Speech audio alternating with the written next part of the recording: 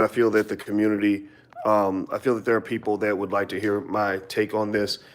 And I'm going to make it brief. I'm not going to really go into it for too long because, I'm just honestly sick of the bullshit when it comes to black infighting and all this other stuff and negativity. I'm not a fan of negativity. So if you are not a fan of negativity, say I. Type I in the chat if negativity bothers you. Type I in the chat if you are sick of the bullshit. Type I in the chat if you want people to just get along so we can get some things done. Type I in the chat if you want to see us make progress. All right, so here's the deal. There's this thing that got started called ADOS. A lot of you know what it is. It stands for American Descendants of Slaves, and it was a brilliant movement actually created by two people that used to use my platform quite often, by the name of Yvette Carnell and Antonio Roots. And they used to be on my channel a lot. Some of those videos are probably still up there. And I shared my platform with these two people because I share my platform with a lot of people. You've seen a lot of black folks with good ideas, some of whom even disagree with me, that I've allowed to use my platform. When I met Yvette back in 2012, I don't think she had much of a platform. She sent me some articles she had written and asked me if I would share them. And I thought she was a smart lady. So I said, sure, I'll share your articles. Through the years, I partnered with her to help create the Breaking Brown platform, helped her out financially, and all this. And the whole time I knew that Yvette was, that she was more on that socialist communist spectrum, that she wasn't quite eye to eye with me on areas that related to black economics. But I never saw a difference of opinion as a threat. I come from academia, and in academia, even your friends disagree with you on a regular basis. You go present a research paper, and your best buddy will be in the front row chopping away at your paper and telling you why you're wrong and all this other stuff. So I never took issue with the fact that we didn't see eye to eye. In fact, I saw that as opportunity to have diversity of perspective, which makes us stronger. If you believe that the left side is the best side and I believe the right side is the best side, then that means we should partner because we complement each other. We got the right and the left covered. We got the whole football field covered, so we can score all the touchdowns now, right? That was my thinking, and that was why I supported her. And I've been criticized, rightfully so, for the fact that, had I not supported her and Antonio for so long, they probably wouldn't have the platform that they have. I'm not going to say whether that's true or not. I'm sure they're going to disagree. Usually, a lot of times you help somebody with something, they act like they did it all by themselves. What can you do about that? It is what it is. I'm not going to even debate that because I don't give a shit what people, I know what I did. I know I got the receipts on all the money and all this other stuff. And, so that it is what it is. But here's the deal. With that movement, I was really kind of in a mixed position when the ADOS movement started, because I'm a descendant of slaves. If you're American descendant of slaves, you are ADOS. It's a designation. It's a lineage. It's not just an organization that should have,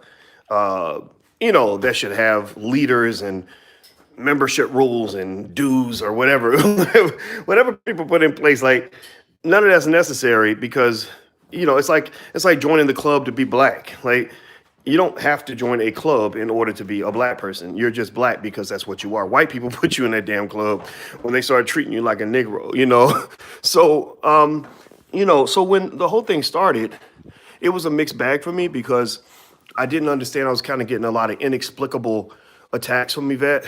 And since that time, she's probably attacked 50, 60 people, a lot of black people, which is incredibly unstrategic because, it's one thing if I'm attacking Donald Trump or white supremacy, that's going to benefit me.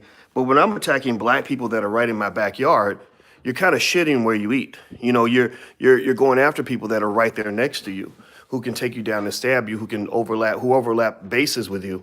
Whether it's Talib Kweli, I think she attacked Talib Kweli, Dr. Claude Anderson, Louis Farrakhan, Jay Morrison, Tariq Nasheed, which has turned out to be a terrible mistake because Tariq is I heard somebody call him the king of petty, and I would consider that to be a compliment in the sense that he's very funny and he knows how to disarm you by basically turning you into a cartoon character.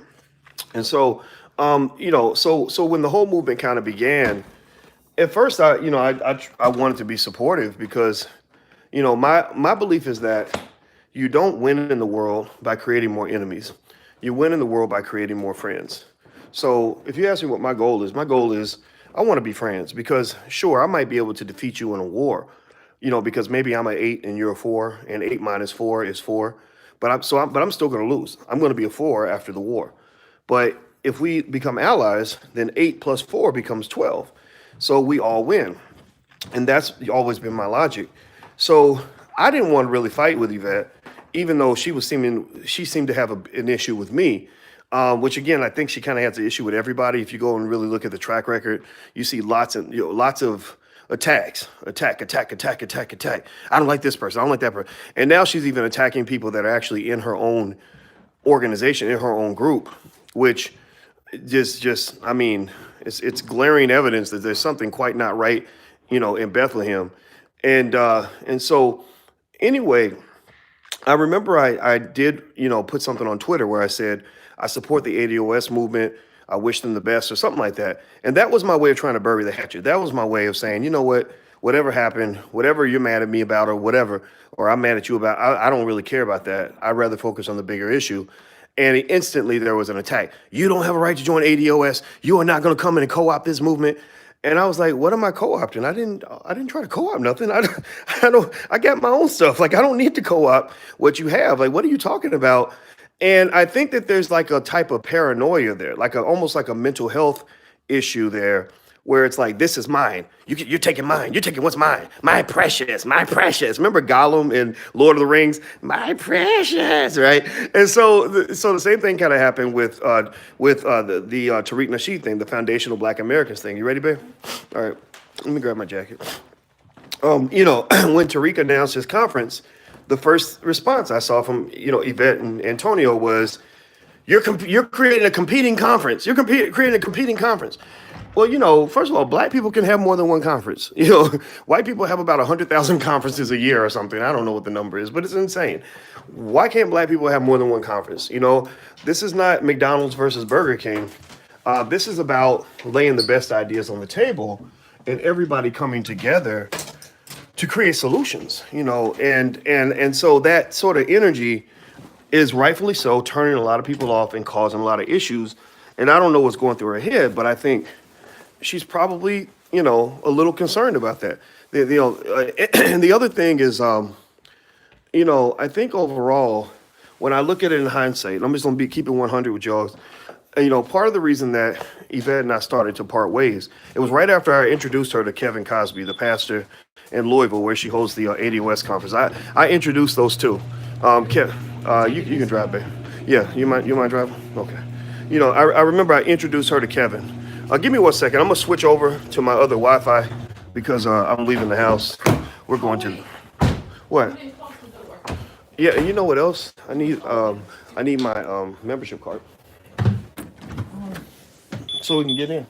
Okay, but make sure you close the door. Okay. Sorry, she's how it is. You get yelled at and stuff. I'm going down in our basement, so let me know if you can still hear me. But I introduced her and Kevin Cosby to each other, and because Kevin had wanted her to come and speak at his church, and because he'd seen her on my channel and really liked what she had to say, and so I introduced those two, and I told him, I said, if you invite her to speak, pay her some money, because money's hard to come by, and I think she deserves something for her time. And so right during that time, we had worked on this movie together. It was called Democracy, a Black American Horror Story.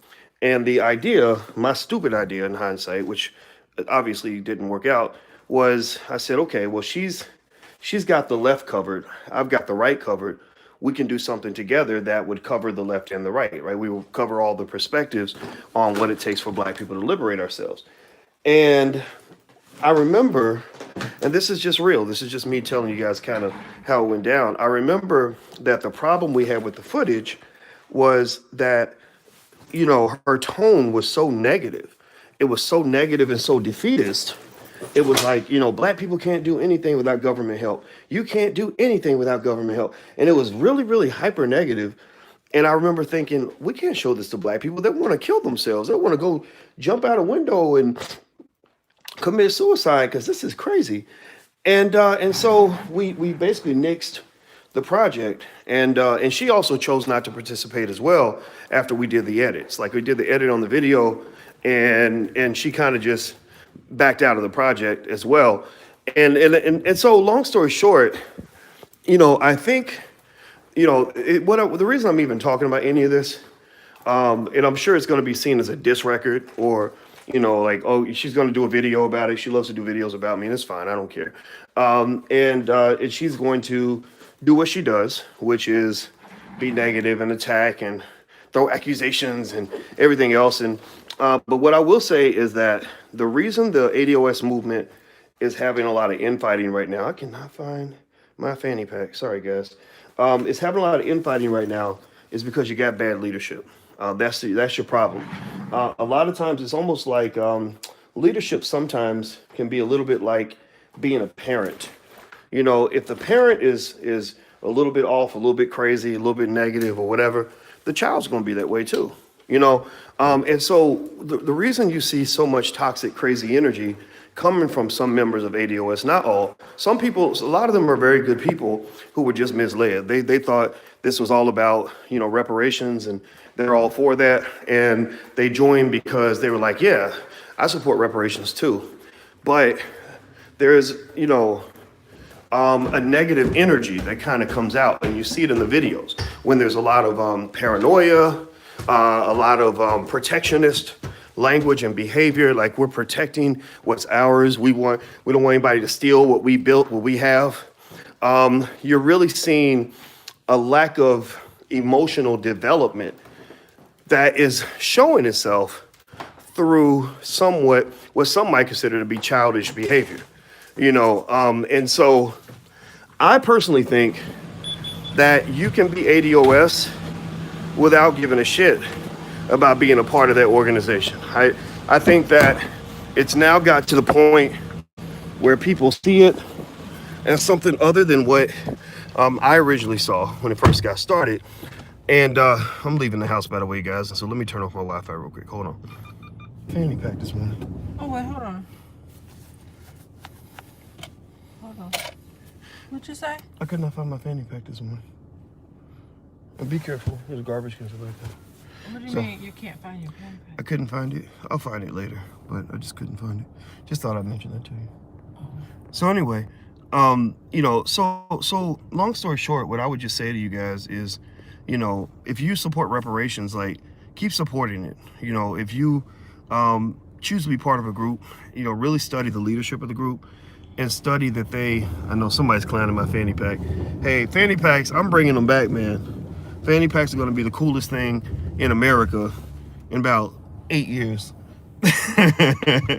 So anyway, you know, if you wanna do this stuff, just do it, man. Like, if you support reparations, you don't need nobody's permission to support reparations. You don't need to join a group. I think that this was a great opportunity that was really blown by leadership that has never really had experience as leaders, in the sense of knowing, of sort of having their ego filled already doing something else. Like, a lot of times if you get a leader that has never known power, that has never known you know, what it means to head an organization or whatever, or has never known success at a high level, they can sort of fulfill their ego through their leadership. You know, it's just a little bit, honestly, Umar Johnson kind of has that issue too, where you start to think that your leadership is more about you than it is about the people that you're leading. You forget that leadership really is ultimately service. And also, leadership sometimes involves the sharing of power, which unfortunately for many people is very unnatural. So what I see with the ADOS movement is I see a lot of resistance to even little things like, I think one of their members tried to create an app, and somebody said, you know, and I think Yvette went crazy and attacked her own member, like, an app for what? what you need an app for? You don't need no app. You know, and honestly, I interpreted that. My interpretation of that was, you know, we should be creating the app. You shouldn't be creating the app. We should be creating the app. It should be our app. We control that app, right? And so I will say, at the end of the day, you know, that's the reason why, you know, I don't believe pastors should be professional pastors. Like those pastors who become young pastors, unfortunately, many of them are more likely to abuse their power, maybe by sleeping with women in the church or using the church funds for something, you know, ridiculous, because they've never been in a position of power. So their ego still hasn't been filled. They still are validating themselves through this position that they have, you know, of leadership. Or that's why politicians, career politicians, I don't trust career politicians. I'd rather see a politician who is a reluctant politician. I like the politicians who have already been successful at something else, and they're doing politics because they truly want to seek the greater good. So with Antonio and Yvette, if you look in their track record, they've really never done anything this big. They've never, you know, they've never really had anything that was like a national level kind of multi-million-dollar potential sort of thing. And I think that you're seeing, you know, just interesting aspects of their personality come out when you spend more time attacking than you spend actually building something, you know. And I think attacking, sometimes it happens. Sometimes you got to critique something, right? Critique an idea, maybe even critique a person. I've done that before. You know, I had that little weird thing with Lizzo. You guys saw that. But that was actually, it wasn't really actually a critique on Lizzo. I don't give a shit about Lizzo. It was all about the Mammy Jezebel minstrel show that gets promoted through white supremacy and the fact that we're celebrating obesity, which is killing people by the millions, right? So that was my issue. It was not her. It, you know, I think she's very talented, very beautiful. But it was more so about, in fact, I don't even care one way or another enough to even say I want her to be healthy. That's her choice. She can be healthy if she wants to be. But I was concerned about this idea that this talented, beautiful person has to be the fat girl who twerks while she plays the flute in order to, you know, in order to get attention. Like that was, and it wasn't her. It's really more so the people around her. It's the system around her that's an issue. So I'm not really going to talk much about, I knew the reason I didn't really want to do this video is because Tony and Yvette, unfortunately, their energy gets so crazy and toxic that when you say their name, they see that, oh, I'm gonna do a video about him. I'm gonna attack him. I'm gonna talk about his mama. I'm gonna tell you about the time he had roaches in his house when he was 8 years old. I'm gonna tell you about the time that he, you know, that he got a jaywalking ticket. And you know what? Like they feed off that crazy energy. And unfortunately, like Malcolm X used to say, your chickens come home to roost. You know, when you live by the sword, you die by the sword. You live by feeding off of consistent negative attacks on other people. Well, eventually that shit's gonna come and eat you right in your ass. Like that, you're gonna have that right in your circle, in your space. So now, you know, so the infighting in ADOS that's happening, and people see it. I mean, the members are now assassinating each other on Twitter. It's crazy to watch. You know, and this is not to be a surprise at all. This is not a surprise. Unfortunately, you know, the good people who just joined ADOS, you know, good people like Carnell West. I know Carnell West very well. And I don't think Carnell understands, you know, exactly what's going on here with this. Dr. Kevin Cosby, I knew the pastor who allowed Yvette and Antonio to have their conference at his church, St. Stephen's Church in Louisville, Kentucky, which is my hometown. You know, I don't think Pastor Cosby knows what he was really stepping into. I really don't. You know, because Kevin's not a bad guy. Kevin and I used to talk about how his church, he actually had Dr. Claude Anderson in their budget. He would send money every year to Dr. Claude Anderson because he believed in the Powernomics philosophy so much. So, you know, I don't really know. I wonder if he even knows that he's partnered with somebody who has gone out of her way to undermine and completely assassinate and annihilate the credibility of Dr. Claude Anderson. You know, that I haven't talked to Kevin in a while, but I'd be curious to know, like, what's going on here? Like, why would you even align with somebody like that? I bet you that he doesn't know, because I can't imagine that he doesn't care, because that just wouldn't make any sense to me based on what I saw. So, you know, I think that this is interesting to me because it is close to home. I worked very closely with Yvette for a long time. I knew that she was on the left, very far on the left. I didn't see it as a problem because I don't tell people what to believe or what to say. What probably gets me is the emotional issues that are causing so much negativity, so much nastiness. Like when I did text her And I did text her a few times to say, back in the beginning, back when I was really more interested in talking to her. Now I don't really know what the conversation would look like, because sometimes you get to a point where so much craziness has happened. Like, I can't even partner with you now because people will think I'm crazy. People will get mad at me. They're mad at me for the fact that I even gave you a platform to begin with. You know, like, so I'm not, I can't, like, it's like with her and Umar, I don't even know where the building would begin. I don't even know how to bury the hatchet and work on things, because you carry things so far that it gets to the point where it undermines my credibility as a hopefully logical human being, you know, that I would even try to come to people and say, oh, hey, I got this partnership with Yvette and Umar now, we're buddies now. They'd be looking at me sideways, you know. But back then, when I did text her and I was interested in talking to her, I would have basically wanted to know, like, what's going on? Like, what's happening emotionally where you're attacking so many people? Are you unhappy? You know, is there something in your life going on that's bothering you? You know, like, I really honestly feel like maybe she needs a therapist. And also, I think at that time, you know, I remember my goal was like, let's just get on the phone, and whatever the issue is, if you need me to apologize for something, I'm totally cool with that. Like, I don't have any problem apologizing if the goal is to build bridges, you know. Remember, so this is actually a good lesson, I think, for all of us to understand, is that when you have a beef with somebody, you got two choices. Or if you differ in opinion or whatever, you got two choices. You can either look for the things that divide you, or you can seek out common ground. Yeah, you got those two choices. And you got common ground with everybody. You know, even if somebody's a Trump supporter and you love, you know, Barack Obama, you can still find some common ground. You know, if they're your neighbor, why would you fight and beef with your neighbor because they voted for somebody different from who you voted for? That's gonna make your life miserable. And Trump don't give a shit. Trump don't care and Obama don't care if your life is ruined because you're beefing with your neighbor because of who they voted for. So maybe the common ground could be, you know, we both got kids and our kids go to the same school. So we're gonna talk about our kids when we see each other. We're not gonna talk about politics. That's why a lot of families don't talk about religion at the dinner table. They don't talk about politics because those are divisive topics. So at the end of the day, and I see some of your comments coming through, I'm not answering a lot of questions right now because we're on our way to the gym and I'm trying to lose all this damn weight and get ready for this half marathon Saturday, which I am totally unready for. But I just thought I would just share this. I woke up, it was on my heart. And there was another part of me that was saying, okay, Boyce, you know, if you talk about this, the trolls gonna come, you know, knocking. You know, Yvette and Tone are gonna be salivating. They're probably watching this video right now, planning a counterattack video. But that's the world we live in. You know, unfortunately, the internet, the black internet, in some spaces has been devolved into what would only be defined as a digitalized version of gangster shit. Just like nobody's gonna win, because as soon as you peek your head up and you start building something, we're gonna come for that ass. We're gonna come to destroy you, to bring you back to our level, so that all of us as black people are living in the basement. I'm not into that. That's why you haven't heard me really talk about that stuff very much. I have said my piece though, because I'm not afraid to talk about anything. It's just a matter of deciding what's a productive conversation and what's a counterproductive conversation.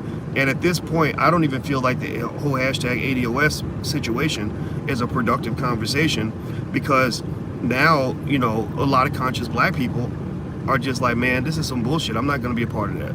You know, and unfortunately, it's a traumatization that can reduce trust for those who actually have movements that should be supported, movements that, you know, that deserve backing, you know, from the majority of black people.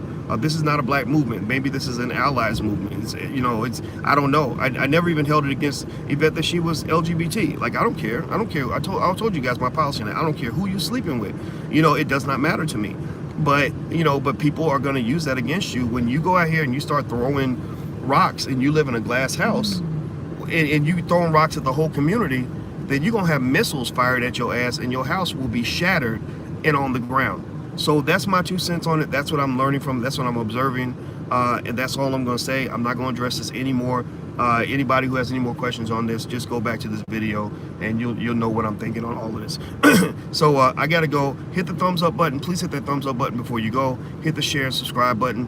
And also, if you want to get started on your wealth journey for free, go to theblackbusinessschool.com. THE, that's theblackbusinessschool.com. You can join totally for free, but it'll change your life. So I'm out of here, guys. Have a good day. I'll see you soon. Love you. Peace.